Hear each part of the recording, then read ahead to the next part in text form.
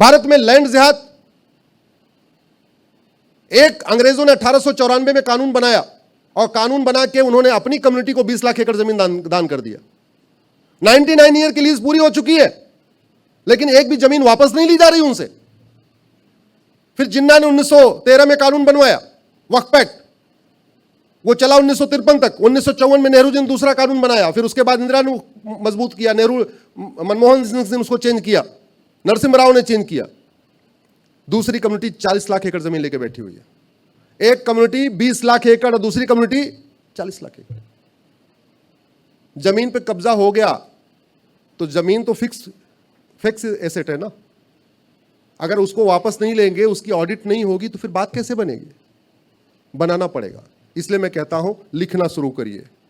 आप क्या होना चाहिए ये आपके मन में नहीं होना चाहिए, बल्कि आपके हाथ से लिखा हुआ होना चाहिए। कम से कम ज्यादा लोग नहीं पढ़ेंगे, अरे आपके वो 4-5 हजार फेसबुक फ्रेंड तो पढ़ेंगे। अपने नाम के हिसाब से लोगों को जोड़िए, जाति के हिसाब से नहीं।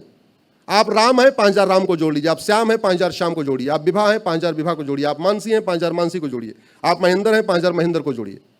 उसका फायदा ये होगा, आप हिंदू जैन बौद्ध सिख को जोड़ लेंगे, आप पूरब से पश्चिम तक सबको जोड़ लेंगे, अगड़े पिछड़े को भी जोड़ लेंगे। नाम तो कॉमन होता है ना, कास्ट तो एक ही होती है। तुरकिया तो केवल तुरकिया ही होंगे, लेकिन महेंद्र तो ब्राह्मण भी होंगे, क्षत्रिय भी होंगे, वैश्य भी होंगे, दलित भी होंगे। तुरकिया तो केवल तुरकिया होगी, मानसी जो है वो जैन भी होगी, बौद्ध भी होगी, सिख भी होगी, हिंदू भी होगी, अगड़ी भी होगी, पिछड़ी भी होगी, बंगालियन भी होगी, गुजराती भी होगी। अपने नाम के लोगों से जुड़िए, अपने नाम के लोगों को फेसबुक फ्रेंड बनाइए, उससे लोगों को पता चलेगा कि क्या चल रहा है। दुनिया में सबसे ज्यादा ड्रग की सप्लाई भारत में हो रही है, और इस ड्रग के कारण नपुंसकता बढ़ रही है और बाझपन बढ़ रहा है बड़े प्लान्ड वे में। किसी देश को बर्बाद करने का सबसे बढ़िया तरीका होता है उसकी यंग जनरेशन को बर्बाद कर दो। तो यंग जनरेशन को जितना बाहर वाले ड्रग दे के बर्बाद कर रहे हैं, उतना हमारे बॉलीवुड वालों ने भी कर दिया।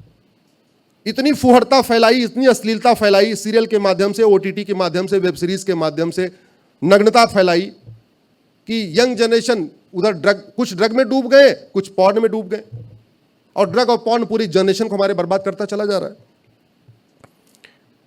कानून घटिया है, कानून का खौफ नहीं है, इसलिए 6 करोड़ घुसपैठिए भारत में आके बैठे हुए। आपके मुंबई में जब मैंने 2017 में पीएल फाइल किया था, तब अलग अलग आंकड़े दिए थे, राज्यवार दिए थे, तब 5 करोड़ थे टोटल। आपके पूरे मुंबई की डेमोग्राफी बदल गई है।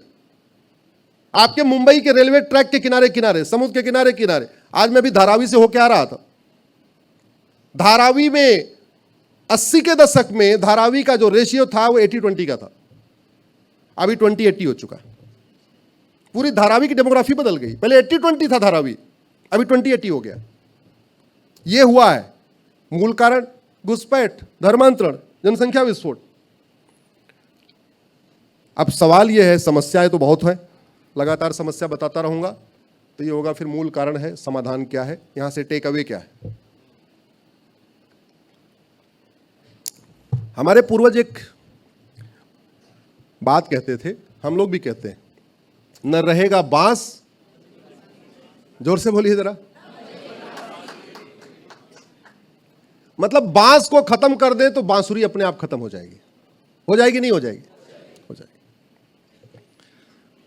जो मथुरा में 23 बेटियों को उसने ट्रैप किया है, उसको 23 लाख बैंक में नहीं आया है, कैश में आया है। और यह कड़वी सच्चाई है, लब जिहाद की पूरी फंडिंग कैश में होती है। जो भाषा के आधार पे हमें ये सफेद पोस्ट बांटते हैं, किस लिए बांटते हैं? जोर से बोलिए जरा। सत्ता के लिए। चल रहा है ना, कर्नाटक में चल रहा है, तमिलनाडु में चल रहा है, भाषा के आधार पे बांटे जा रहे हैं। इधर 2-4 आपके महाराष्ट्र में भी आवाज उठा रहे हैं। क्यों बांटते हैं वो हमें? किस लिए? सत्ता के लिए, पार्षद बनने के लिए, प्रधान बनने के लिए, विधायक बनने के लिए, सांसद बनने के लिए। तो वो भाषा के आधार पे पार्षद, प्रधान, सांसद, विधायक बनना चाहते हैं, तो फिर वो बनना क्यों चाहते हैं? जोर से बोलिए जरा। क्योंकि राजनीति सबसे प्रॉफिटेबल धंधा है। शेयर मार्केट में भी 5 करोड़ लगा के आप 5 साल में 50 करोड़ नहीं कमा सकते, लेकिन पॉलिटिक्स में 5 करोड़ लगा के 5 साल में आप 50 करोड़ कमा सकते हैं। सबसे प्रॉफिटेबल धंधा हो चुका है। सबसे प्रॉफिटेबल धंधा एक पॉलिटिक्स है, एक फार्मा है, एक हथियार, आर्म सप्लाई। ये सबसे प्रॉफिटेबल धंधा है। दोनों तीनों में लगभग 90% की मार्जिन है। भाषावादियों की फंडिंग कैश में, जोर से बोलिए मेरे साथ, भाषावादियों की फंडिंग, क्षेत्रवादियों की फंडिंग, अलगाववादियों की फंडिंग, आतंकवादियों की फंडिंग, अरे भाई थोड़ा और जोर से बोलो, माओवादियों की फंडिंग, नक्सलियों की फंडिंग, लब जिहादियों की फंडिंग, लैंड जिहाद की फंडिंग, ड्रग का कारोबार, हुक्का बार, डांस बार, सट्टा बार, किडनैपिंग कारोबार, भाड़े पे हत्या, घुसपैठ जिहाद, हलाल सर्टिफिकेशन, घुसपैठियों का आधार, घुसपैठियों का राशन कार्ड, घुसपैठियों का बर्थ सर्टिफिकेट, घुसपैठियों का ड्राइविंग लाइसेंस, घुसपैठियों की वोटर आईडी, जमातियों की फंडिंग, मिशनरियों की फंडिंग, जिहादियों की फंडिंग, थाने का भ्रष्टाचार, तहसील का भ्रष्टाचार, कचहरी का भ्रष्टाचार, हवलदार थानेदार, पेशकार तहसीलदार, फर्जी पट्टा, फर्जी रजिस्ट्रार, लेखपाल पटवारी, जासूसी गद्दारी, पत्रकारों की फंडिंग, यूट्यूबरों की फंडिंग, गौ तस्करों की फंडिंग, मानव तस्करी, नशा तस्करी, और हमारे पूर्वज क्या कहते थे, जोर से बोलिए जरा, न रहेगा बांस। यानी अगर हम कैश का कारोबार खत्म कर दें तो ये सारे अपराध कम से कम 50% खत्म हो जाएंगे, नहीं होता है? जोर से बोलिए जरा।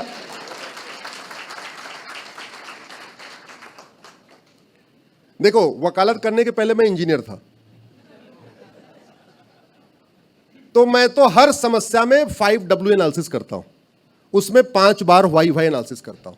एक मेरा फर्म बिलीफ है कि मानव निर्मित कोई भी समस्या लाइलाज नहीं होती। दूसरा मेरा फर्म बिलीफ है मानव निर्मित किसी भी समस्या का समाधान करने वाले ऊपर वाले नहीं आएंगे, वो हमें ही करना पड़ेगा। और हम ऊपर वाले की समस्या से परेशान नहीं है, हम किससे परेशान है? नीचे वाले की। भाई राम मंदिर तोड़ा जा रहा था, भगवान श्री राम तो नहीं आए ना। सोमनाथ तोड़ा गया, भगवान शंकर तो नहीं आए ना। हम लड़े होते तो हमारा मंदिर बच गया होता। लड़े भी, हालांकि लड़े भी थे, बहुत लोग उसमें बलिदान भी हुआ था।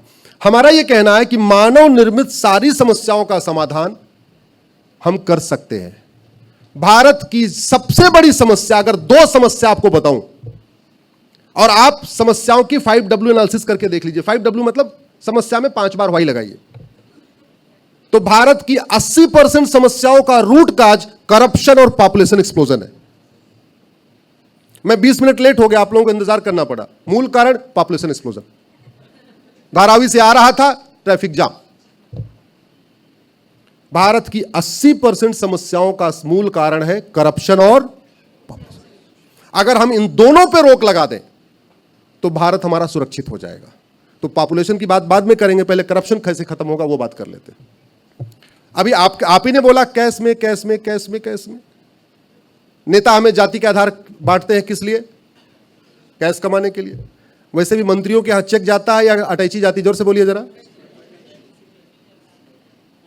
कलेक्टर साहब के यहां अटैची जाती है, चेक जाता है? अभी होली के दिन हमारे दिल्ली हाई कोर्ट के जज साहब के यहां क्या मिला था? जोर से बोलिए जरा। जब मैं पहले कहता था आज न्याय बिकता है कोर्ट में, तो लोग मानते नहीं थे। मैं धन्यवाद दूंगा होलिका माता को, उन्होंने एक चिंगारी फेंक दिया, एक चिंगारी फेंक दिया, फिर भारत के सब लोग मानने लगे कि कोर्ट में न्याय बिकता है। कड़वी सच्चाई है। और भ्रष्टाचार का दुष्परिणाम आपको बता रहा हूं। हिंदुओं के घटने का मूल कारण है भ्रष्टाचार। आतंकवादियों ने 26 बेटियों का सुहाग उजाड़ा है ना। अरे उससे कई गुना तो रोड एक्सीडेंट में मर जाते हैं। रोड एक्सीडेंट का मूल कारण भ्रष्टाचार है।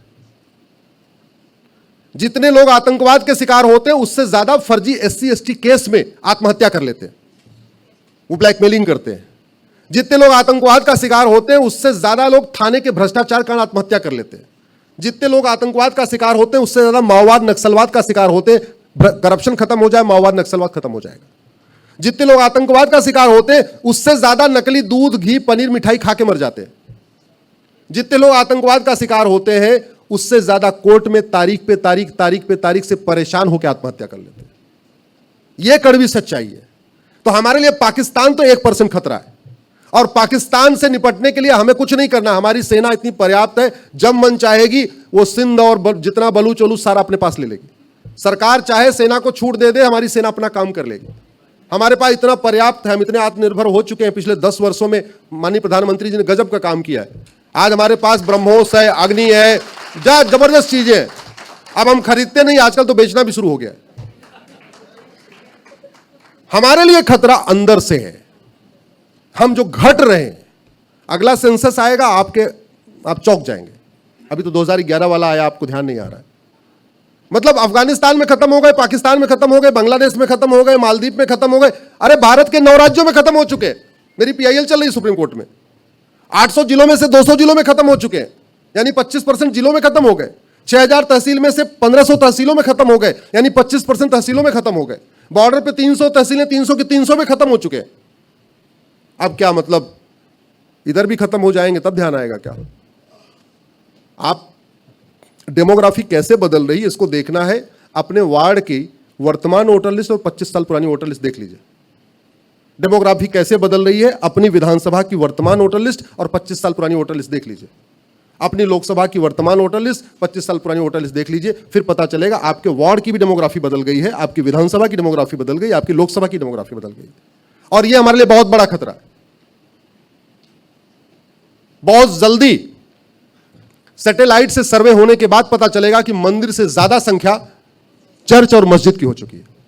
और यह बड़े प्लान्ड वे में किया जा रहा है, बड़े प्लान्ड वे में काम किया जा रहा है उनको, क्योंकि अल्टीमेटली अगर कुछ डिक्लेयर करना है तो यूएन तो कहेगा तुम सर्वे करके दिखाओ सैटेलाइट से। तो पता चला 1 किलोमीटर के एरिया में मंदिर तो 5 है, मस्जिद और चर्च 8 है। क्या करोगे आप? और ये बड़े प्लान वे में। अच्छा, स्ट्रक्चर भी कैसे कैसे बन रहे हैं, जो इस्लाम में हराम है वो भी बनाया जा रहा है। जैसे मजार, दरगाह, पक्का कब्रिस्तान बनाना इस्लाम में हराम है। अरब, Dubai, Kuwait, Abu Dhabi, Bahrain में एक भी मजार नहीं है, एक भी दरगाह नहीं है, एक भी पक्का कब्रिस्तान नहीं। ला इलाहा इल्लल्लाह का मतलब क्या है? अल्लाह के अलावा और कोई दूसरा इबादत योग्य नहीं है। तो फिर हाजी अली में किसकी इबादत हो रही है? हाजी अली से निकलते समय मुझे एक चीज ध्यान आता है कि अभी तो इतना पाट वाट दिया तब भी इतना पानी है। तो जिसकी दरगाह, भाई दरगाह तो वहीं बनती है ना जहां व्यक्ति अंतिम सांस लेता है। तो हाजी अली साहब उस पानी में जाके अंतिम सांस लिए कैसे होंगे? ये सोचना पड़ेगा।